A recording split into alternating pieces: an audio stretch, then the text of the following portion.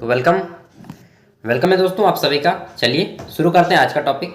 और आज का हमारा टॉपिक है AICC EVS यानी कि एनवायरमेंटल स्टडीज़ या एनवायरमेंटल साइंस, पर्यावरण अध्ययन हिंदी में बोलते हैं, ठीक है। और पेपर 2021 से 24 के सेशन में पूछा गया पेपर है। सब कुछ आपको मालूम ही है, जैसा कि 4 से 5वां वीडियो ये हमारा है। एंड सेट 5 में पूछा गया पेपर है। समय 90 मिनट 1.5 घंटे दिए जाते हैं। फुल मार्क्स आपका 40 होता है, मतलब पेपर 50 नंबर का होता है, जिसमें से 40 नंबर इस पेपर में और 10 नंबर आपको इंटरनल दिया जाता है, आपको आपका कॉलेज देता है। तो कुल मिलाकर इन 50 नंबर में आप इंटरनल और एक्सटर्नल दोनों 50 में से अगर 20 नंबर ला लेते हैं, कहीं से भी लाइए, कहीं से भी कितना लाइए मतलब नहीं है, ठीक है। दोनों मिलाकर अगर आपका 50 हो जाता है, 20 हो जाता है, तो आप इस पेपर में क्वालिफाई कर जाइएगा, पास कर जाइएगा, ठीक है। अन्यथा पास नहीं कर पाइएगा। तो आइए देखते हैं पेपर में किस टाइप के क्वेश्चन पूछे गए हैं एंड इसका आंसर क्या होगा। तो चलिए दोस्तों देखिए, पहला क्वेश्चन है आपका। अब थोड़ा स्पीड बढ़ाऊंगा बोलने का। सभी प्रश्नों के उत्तर दें, आंसर ऑल द क्वेश्चंस। आपको OMR पेपर में फिल करना होता है, आप सभी कुछ जानते ही हैं। एंड चलिए, पहला क्वेश्चन पूछा गया है, यह हिंदी में नहीं था। इसके लिए यूनिवर्सिटी को क्या है, यूनिवर्सिटी में यार दिक्कत है हिंदी वाले बच्चों के लिए। तो यूनिवर्सिटी की पहली गलती यहाँ पे आती है कि the technique of growing fruits vegetable and आपका ऑर्नेमेंटल्स प्लांट, ठीक है। तो जितने भी प्लांट्स हैं इसको क्या बोला जाता है, इन सभी को, मतलब जिसमें इनका स्टडी किया जाता है, आपका फल फूल पेड़ पौधे, इन सभी का जो अध्ययन किया जाता है, इसको हम लोग बोलते हैं हॉर्टिकल्चर, ठीक है। या फिर हम लोग बोल सकते हैं कि बागानी का अध्ययन होता है एक प्रकार से। इन सभी का मार्केट में किस टाइप से शेयरिंग करेंगे आप, तो व्यापार की दृष्टि से ये स्टडी किया जाता है हॉर्टिकल्चर का। सिल्वीकल्चर की बात करें तो सिल्वीकल्चर आपका वन से संबंधित है, वनों का अध्ययन होता है सिल्वीकल्चर। तो इसका राइट आंसर हो जाएगा ऑप्शन बी। आइए देखते हैं नेक्स्ट क्वेश्चन। एक मिनट, ये देखिए, इसको थोड़ा सा स्क्रॉल कर लेते हैं बड़ा। हाँ, क्वेश्चन नंबर 2 पूछा गया था कि कौन सा फसल गिफ्ट ऑफ एशिया कहा जाता है। गिफ्ट ऑफ एशिया चावल को कहा जाता है दोस्तों, राइस को। क्यों? क्योंकि यह एशिया में सबसे ज़्यादा मात्रा में उगाया जाता है पूरे वर्ल्ड में, ठीक है। और पूरे वर्ल्ड में बात करेंगे टॉप लेवल पे कौन है, तो चाइना प्रथम स्थान पे है आपके चावल उत्पादन में। नेक्स्ट क्वेश्चन है, ओजोन परत के मतलब कि रिक्तीकरण लिखा है। इसका मतलब है कि ओजोन परत से अगर परावैंगनिक किरण पृथ्वी पे आके किसी मनुष्य के शरीर में पड़ जाए तो उससे क्या होगा। तो उससे अगर रे पड़ जाती है, परावैंगनिक रे, ठीक है, अल्ट्रावायलेट रे जिसको बोलते हैं, तो उसके शरीर में त्वचा कैंसर हो जाएगा, मतलब कि चमड़ा गल जाएगा। अगर जहाँ पे पड़ेगा ना, उस चमड़ा गल जाएगा, टोटल स्किन कैंसर हो जाएगा, ठीक है। ऑप्शन 1 इसका राइट आंसर हो जाएगा। नेक्स्ट देखते हैं। तो हमारा क्वेश्चन नंबर 4 है कि यहाँ पे इन्होंने हिंदी नहीं किया है ट्रांसलेट। यूट्रोफिकेशन का कारण क्या है। इसका मतलब होता है सुपोषण। सुपोषण किसे बोलते हैं, देखिए, पोषण का नाम सुना ही होगा आपने। पोषण मतलब होता है कि अच्छा से खाना पीना यार, और सुपोषण का मतलब होता है वैसे जल या जीव जिसमें पोषण की बहुत अच्छी मात्रा पाई जाती है। और पोषण की अच्छी मात्रा के लिए क्या हो सकता है, तो देख लीजिए, यहाँ पे ऑप्शन में दिया गया है सल्फेट, ये वाला हो जाएगा नाइट्रेट एवं फॉस्फेट। ऑप्शन बी नाइट्रेट और फॉस्फेट, ठीक है। ये सुपोषण के कारण है। अगर ये रहेंगे जल में मौजूद तो बहुत अच्छे मात्रा में वहाँ पे जलीय जीव समृद्धि करेंगे। अगला है क्वेश्चन नंबर 5 कि सूर्य की रोशनी से हमें कौन सी ऊर्जा मिलती है। तो आप सभी को मालूम होना चाहिए, विटामिन डी मिलती है, vitamin A retinol, vitamin B thiamine, vitamin C ascorbic acid, vitamin D calciferol, vitamin E tocopherol, vitamin K phylloquinone, ठीक, इन सभी को याद कर लीजिएगा, रासायनिक नाम, केमिकल नेम। आगे देखते हैं। तो हमारा क्वेश्चन है नेक्स्ट क्वेश्चन। इसमें पूछा रहा है कि पहला पृथ्वी सम्मेलन कहाँ हुआ था। First earth summit was held in. तो पहला पृथ्वी सम्मेलन आपका जो है 1992 में, कब, 1992 में ब्राज़ील की राजधानी रियो डी जेनेरियो में हुआ था। अभी तो ब्राज़ील की राजधानी चेंज हो गई है, तो ब्राज़ील इसका राइट आंसर हो जाएगा। 1992 में हुआ था, 22 अप्रैल 1992, इसलिए 22 अप्रैल को जो है हम लोग पृथ्वी दिवस भी मनाते हैं। अगला क्वेश्चन है क्वेश्चन नंबर 7, यहाँ पे जैविक कारक कौन सा है, ठीक है। Which of the following is abiotic factor, तो इनमें से कौन सा जैविक कारक है। जैविक कारक हम लोग उसे बोलेंगे जिसमें जीवन पाया जाता है, यानी कि जीव पाया जाता है, ठीक है। तो क्या वायु में जीवन पाया जाता है? नहीं जी, वायु में कैसा जीव होगा। जल में भी कुछ जीव नहीं होता है, लाइट में भी जीव नहीं होता, लेकिन जो सोमाल होता है ये आपका, इसमें जीवन पाया जाता है सोमाल में, ठीक है। बिना पानी के ये मर जाएंगे सोमाल। तो इसका राइट आंसर हो जाएगा सोमाल एल्गी। इंग्लिश में एल्गी बोला जाता है, हिंदी में सोमाल। क्वेश्चन नंबर 8 है आपका, जल अधिनियम कानून कब लागू किया गया। Water act was introduced in, तो वाटर एक्ट आपका कब बना था? 1974 में, और 1975 में आपका पूरी तरह से लागू हो गया। 1974 इसका राइट आंसर हो जाएगा। क्वेश्चन नंबर 9 है, झारखंड का राजकीय फूल क्या है। State flower of Jharkhand is, तो झारखंड का राजकीय फूल पलाश है, और आपका उत्तर प्रदेश जो है उसका भी राजकीय फूल पलाश है, ठीक है। नेक्स्ट क्वेश्चन है आपका क्वेश्चन नंबर 11 कि लाइकेन प्रदूषण का सूचक है। लाइकेन प्रदूषण का सूचक है, जो लीचेन बोलते हैं उसको, वह कौन चीज मतलब बोल रहा है कि लाइकेन से हमें किस चीज के प्रदूषण की मात्रा को पता कर सकते हैं। तो देखिए, ये जो सल्फर डाइऑक्साइड है इसकी मात्रा को हम लोग पता कर सकते हैं किससे? लाइकेन से, कि कितना मात्रा में हमारे, मान लीजिए वायु में सल्फर डाइऑक्साइड का कितना परसेंट मात्रा है, तो वह लाइकेन हमें बता देगा कि इतने परसेंट उसमें मात्रा है। अब प्रैक्टिकली तो मैं करके नहीं देखा हूँ, मैं भी पढ़ा ही हूँ आपके जैसे, तो प्रैक्टिकली साइंस वाले करते होंगे। 11 नंबर है कि which is Jharkhand state animal. देखिए यहाँ पे यूनिवर्सिटी वालों की दूसरी गलती निकल के आई है कि इन्होंने इसका भी हिंदी नहीं किया है, ठीक है। तो ऐसे यूनिवर्सिटी वाले जो क्वेश्चन पेपर सेट करते हैं, मैं उनको प्रणाम करता हूँ यार, साक्षात प्रणाम। देखिए बच्चा को आप लोग ना किसी प्रकार की शिकायत मत दीजिए, यूनिवर्सिटी वालों को ये चीज़ समझना चाहिए, नहीं तो बच्चा को दिक्कत होता है यार। सरकारी स्कूल के बच्चा जो हिंदी में पढ़े हैं पक्का दिक्कत होगा। और मैंने देखा है कि बहुत सारे मान लेते हैं कि आप लोग तेज़ हैं, लेकिन बहुत सारे ऐसे बच्चे हैं जो इसको इंग्लिश पढ़ना भी नहीं आता है, तो उन्हें तो समझने में तो दिक्कत ही होगा। यहाँ पे पूछा जा रहा है कि which is Jharkhand state animal, यानी कि झारखंड का राजकीय पशु कौन सा है। तो हाथी झारखंड का राजकीय पशु है, एलिफेंट इसका राइट आंसर हो जाएगा, ठीक है। अगला देखते हैं, यहाँ पे पूछा है एड्स केउस्ड बाय, तो इन्होंने इनका भी हिंदी नहीं किया है। एड्स जो है किसके कारण होता है? एड्स होता है आपका HIV वायरस के कारण। HIV वायरस के कारण। एड्स का पूरा नाम होता है एक्वायर्ड इम्यून डेफिशिएंसी सिंड्रोम, ठीक है।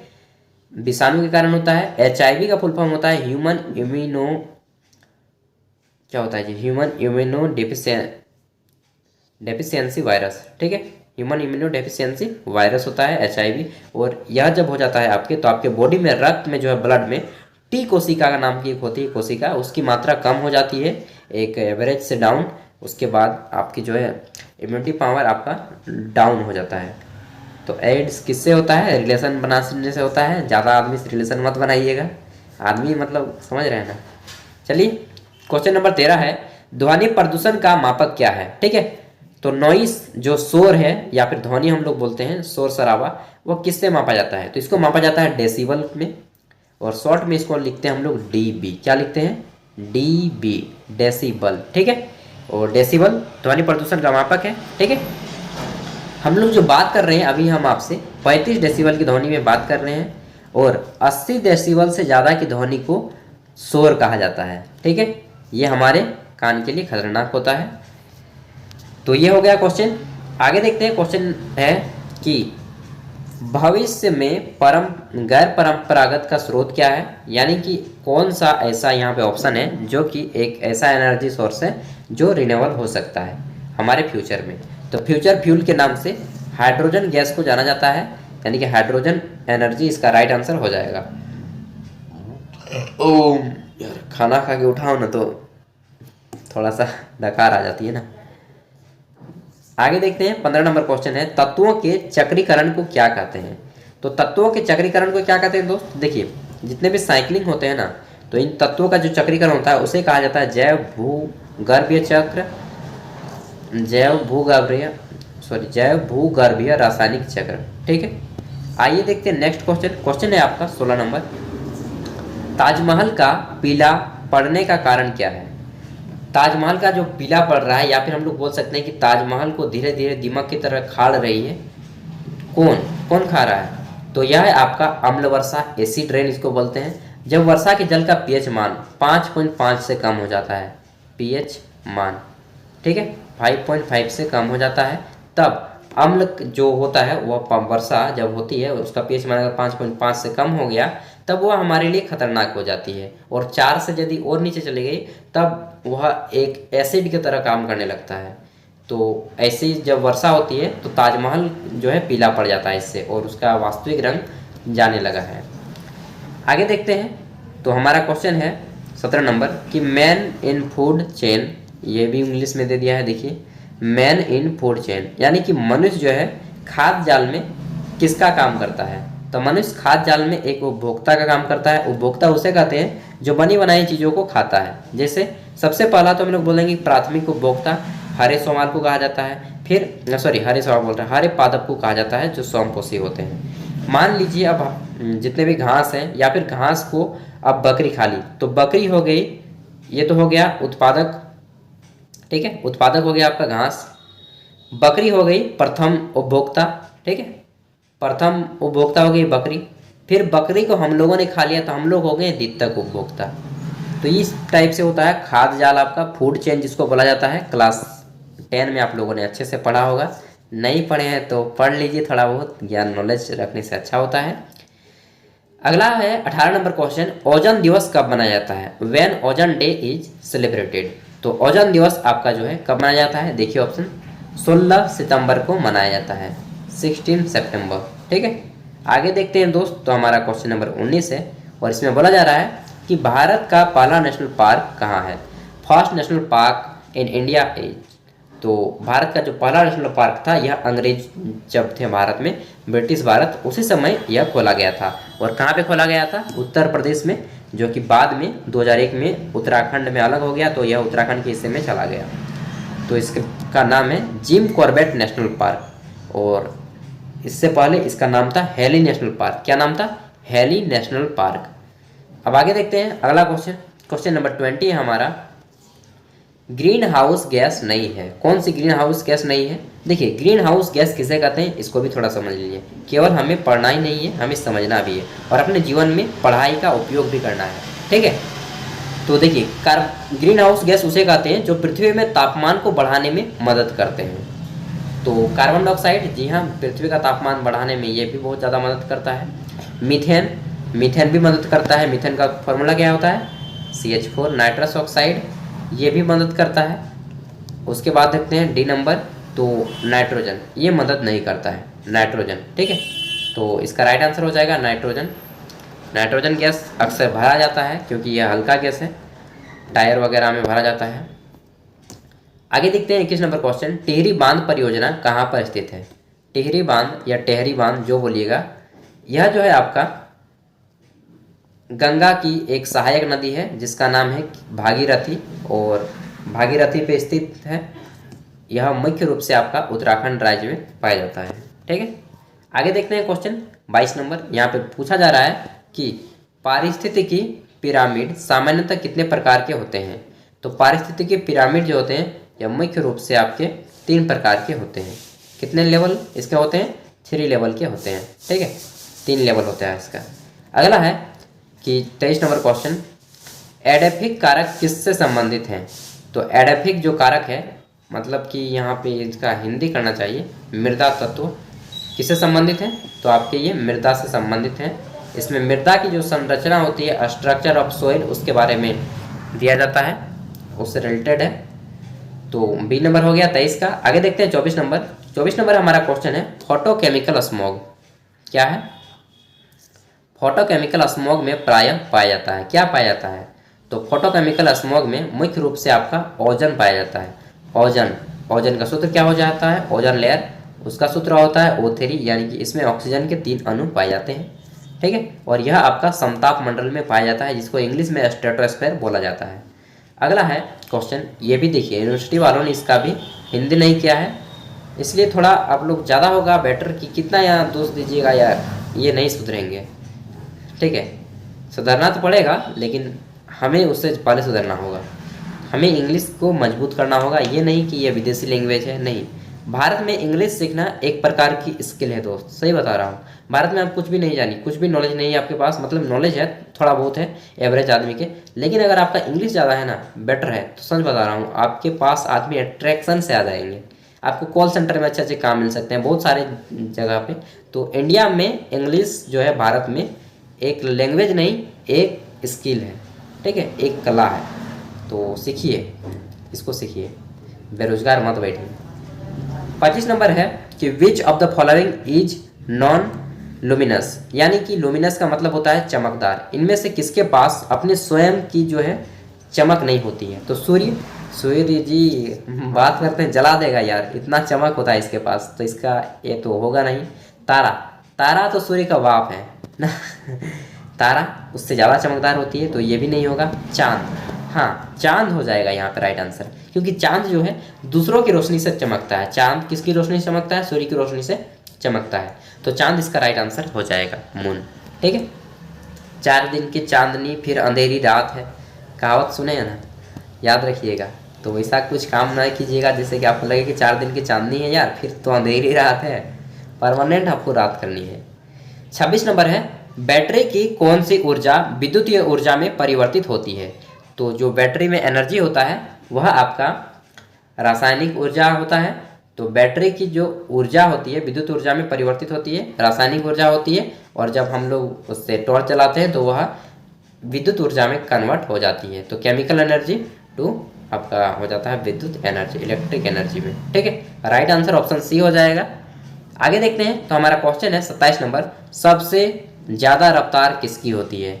यार सबसे तेज यानी कि सबसे जो स्पीड है सबसे ज़्यादा किसकी है?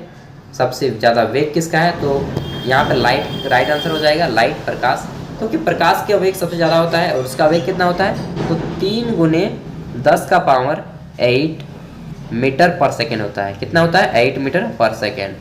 तो ये क्या हो गया जी? इसका एक एग्जाम्पल है, जब थोड़ी झंझावट होती है, ठीक है, गरजता लगता है, उस समय देखिएगा कि सबसे पहले आपको बिजली दिखाई देती है। क्यों? क्योंकि प्रकाश का वेग ज़्यादा होता है, उसके बाद आपका ध्वनि सुनाई देती है। इसके और एक एग्जाम्पल देता हूँ, ये थोड़ा मजाकिया है। जब भी आप किसी पर्सन को देखते हैं, लड़का हो या लड़की, तो सबसे पहले हम देखते हैं उसकी सुंदरता को, यार यार क्या हैंडसम दिख रहा है पर्सन, लड़का ना चाहे लड़की। उसके बाद क्यों? क्योंकि आदमी का जो है चमक जो है सबसे ज़्यादा लाइट की स्पीड होती है। फिर जब बोलता है उसकी बातों से पता है यार कुछ भी नहीं है एकदम, फिर लगता है कि कहाँ कितने साल पुराने थॉट्स हैं इसके, ख्याल हैं, विचार हैं ना। तो लाइट की स्पीड ज़्यादा होती है और ध्वनि की स्पीड कम होती है। आगे देखते हैं, इसलिए आदमी सबसे पहले कपड़ा देखता है क्योंकि वह लाइटिंग देता है, उसके बाद आपकी ध्वनि को। लेकिन हाँ, दोनों जरूरी है, ज़्यादा जरूरी है आपकी ध्वनि, लाइटिंग का फेस वगैरह काम नहीं देगा। कपड़ा तो जरूरी ही है क्योंकि आपका ड्रेस आपको इंडिकेट करता है कि आप किस टाइप के पर्सन हैं। 28 नंबर है, ओजोन परत कहाँ स्थित है? ठीक है, the ozone layer is present in. तो आपका ओजोन लेयर कहाँ पे स्थित है? यह है आपका समताप मंडल में, जिसको हम लोग इंग्लिश में स्ट्रेटोस्फीयर बोलते हैं। देखिए, इनको हिंदी करना चाहिए ट्रांसलेट, लेकिन क्या बताएं, हमारे देश में महान से महान लोग बैठे हैं शिक्षा के क्षेत्र में, हर क्षेत्र में। इसी तरह की गलतियां करते रहेंगे और हम लोग केवल झूठ मूठ का हल्ला करते रहेंगे। कोई बात नहीं, आज नहीं तो कल दुनिया तो सुधरेगी यार, यही सोच के हैं।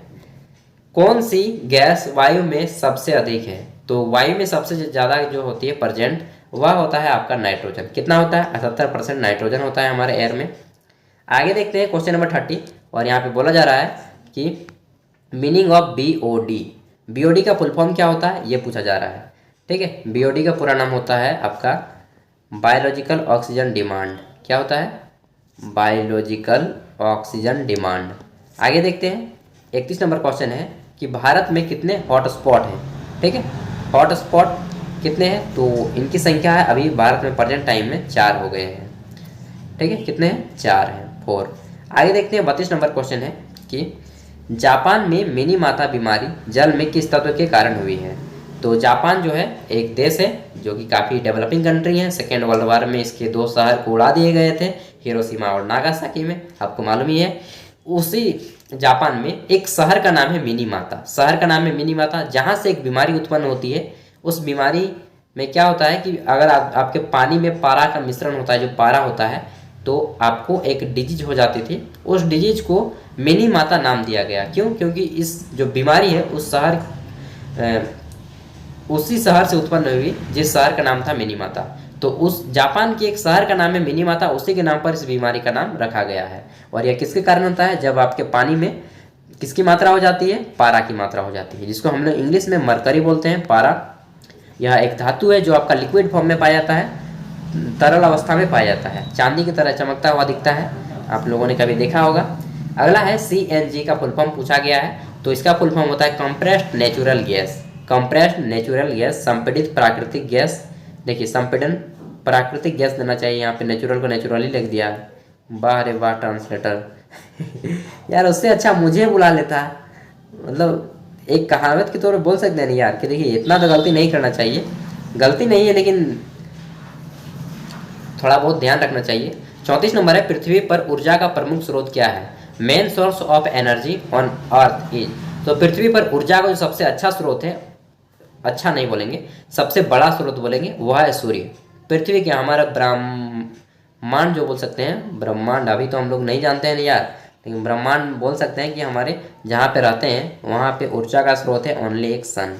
ठीक है, इसलिए सूर्य को हम लोग बोलते हैं पिता और धरती को बोलते हैं माता।